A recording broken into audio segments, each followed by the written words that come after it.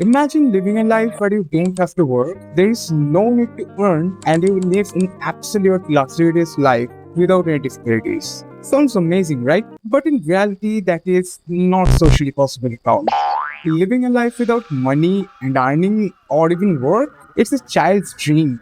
Or that's what we were taught. Here enters the movie Om Dar-Ba-Dar to completely change all the way of a person's thinking. Welcome to the chaotic, kaleidoscopic, and utterly nonsensical world of India's most infamous cult classic, also known as the Great Indian Industry Trip. And don't worry, there won't be any spoilers because I really cannot spoil this movie. Om Dar-Ba-Dar is a 1988 Indian postmodernist film directed by Kamal Saroo, a filmmaker with a background in biology and film studies. A film so ahead of its time that it never properly saw daylight.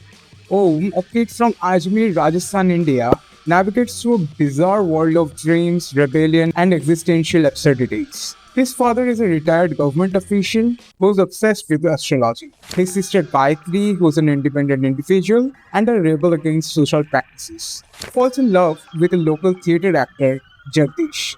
But why am I exactly talking about this movie, particularly when it sounds so confusing and what this has anything to do with what I just said in the beginning? Let's take a deeper look.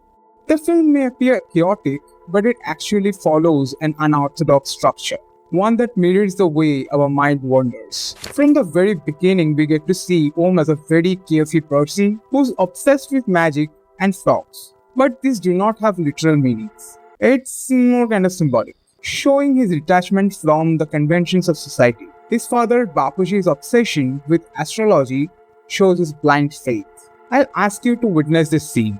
Om school जा time हो गया छुट्टी है क्यों बारिश होगी कैसे पता तू कंघी जो कर रही है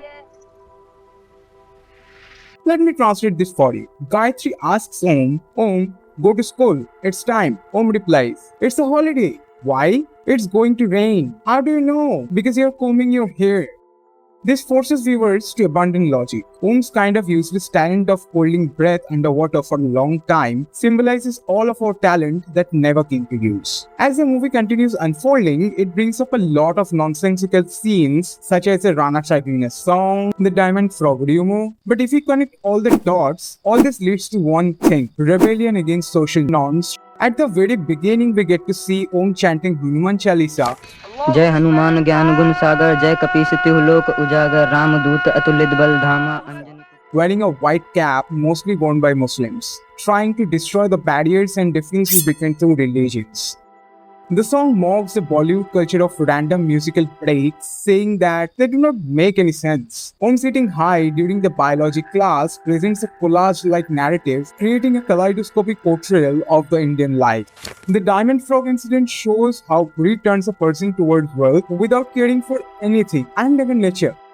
From innocent talents to greed-filled adulthood, this movie takes you on a trip. Allow me to show another scene. इसका नाम रोजमेरी है गायत्री रोजमेरी रोजमेरी कौन रोजमेरी मार लो क्या तुम इसे नहीं पहचानती गंदे गंदे उपन्यास लिखती है This literally translates to fuck me every day. I mean, also watch this. Gayatri double गांठ लग गई है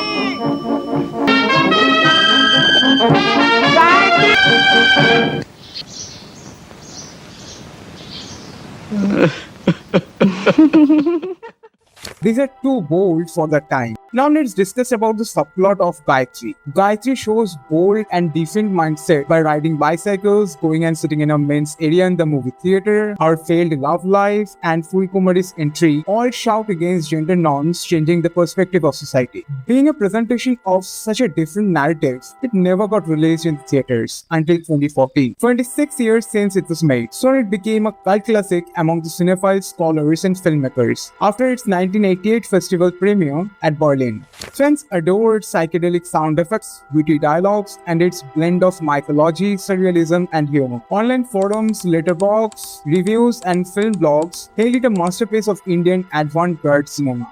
Some call it the trippiest film ever made. Its cult status was cemented when the NFDC released a digitally restored version.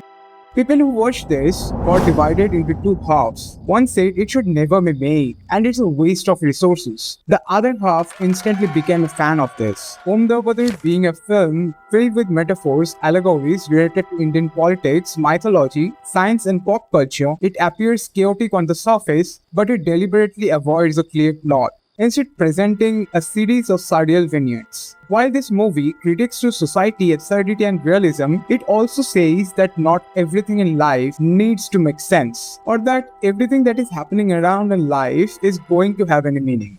If you're still confused about this movie, congratulations, you're absolutely a normal human being. There's a lot in this movie that I couldn't even touch in this video. Not because there's less time, but it's because I do not even understand this completely. If this sparks curiosity in your mind, you can go watch the film yourselves and experience the trippy pathway. It's available on YouTube. Let me know in the comments if you belong in the cult following group of this movie or not. Anyways, this is it for today. If you like this video, like and subscribe to the channel. See you in the next one.